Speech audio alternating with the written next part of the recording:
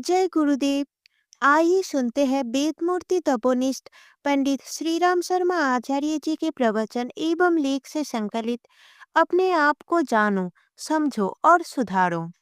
परमात्मा अपनी विशाल दुनिया का मालिक है, पर आत्मा को भी अपने सत्ता क्षेत्र में पूर्ण आधिपत्य प्राप्त है।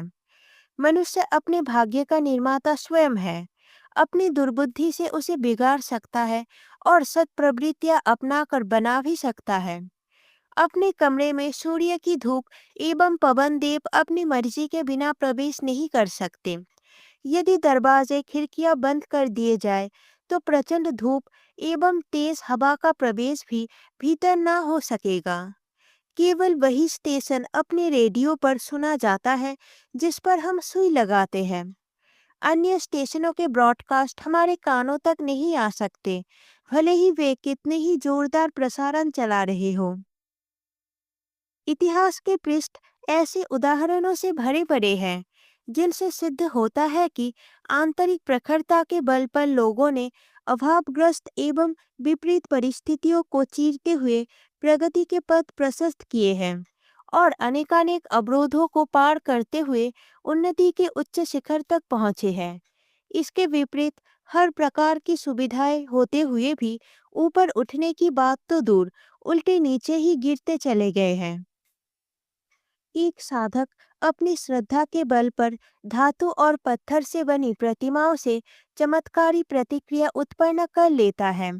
दूसरा अपनी अनास्था के कारण जीवंत देव मानवों के अति समीप रहने पर भी कोई लाभ नहीं ले पाता। एकलव्य ने मिट्टी से बनी द्रोणाचार्य की प्रतिमा से वह अनुदान प्राप्त कर लिया था जो पांडव सचमुच के द्रोणाचार्य से भी प्राप्त नहीं कर सके थे। मीरा के गिरधर गोपाल और रामकृष्ण परमहंस की काली में जो चमत्कारी शक्ति थी वह उनके श्रद्धारोपण से ही उत्पन्न हुई थी और उन्हीं के लिए फलप्रद सिद्ध होती रही। उन्हीं प्रतिमाओं से अन्य लोग वैसा लाभ नहीं उठा सकते। यंत्र तंत्रों की सिद्धि में विधि विधानों की इतनी भूमिका नहीं होती जितनी साधक की श्रद्धा विश्वास की। भूत प्रेतों से लेकर देवी देवताओं तक के जो परिचय सामने आते हैं उनमें व्यक्ति के अपने विश्वास ही फलित हुए पाए जाते हैं। अमुक चिकित्सा से लाभ होना अथवा अमुक चिकित्सक का सफल होना अथवा अमुक चिकित्सक का असफल होना बहुत करके रोगी के विश्वास पर निर्भर रहता है। विपुल वर्षा होने पर भी पत्थर की चट्टानें एक बूंद पानी भी नहीं सोख पाते। इसके विपरीत रेगिस्तानी गर्मी में खड़े रहने वाले पेड़ पौधे कहीं से भी अपने निर्वाह के लिए आवश्यक नमी उसी उष्ण वातावरण में से उपलब्ध करते रहते हैं। स्वाति की वर्षा से केवल वे ही सीपे लाभ उठा पाते हैं जिनके मुंह खुले होते हैं।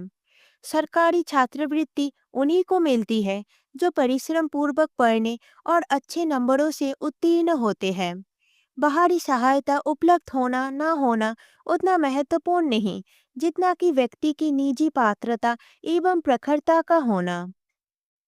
आत्मबोध का तात्पर्य है अपने से सन्निहित शक्ति एवं संभावना से परिचित होना। आत्मिक प्रगति का अर्थ है आंतरिक दोष दुर्गुणों को निरस्त करके सद्भावनाओं और सत्प्रवृत्तियों को समुन्नत बनाने के उपक्रम में निरंतर निरत रहना। इन सत्प्रयत्नों से मानवीय और दैवीय दोनों प्रकार की सहायताएं अनायास ही उपलब्ध होती रहती हैं। ब्रह्म विद्या का सबसे महत्वपूर्ण निर्देश ये है कि अपने आप को जानो, अपने को समझो और अपने को सुधारो। आत्मा वारे श्रोतव्य निदिध्य सितव्य की उक्ति में यही उद्बोधन भरा पड़ा है। गीता कहती है अपना उद्धार आप करो, अपने आप को गिराओ मत। उद्धरेत आत्मनात्मान्य नात्मान्न अपसादेत की सुक्ति में यही ब्रह्म वाक्य गूंजता है।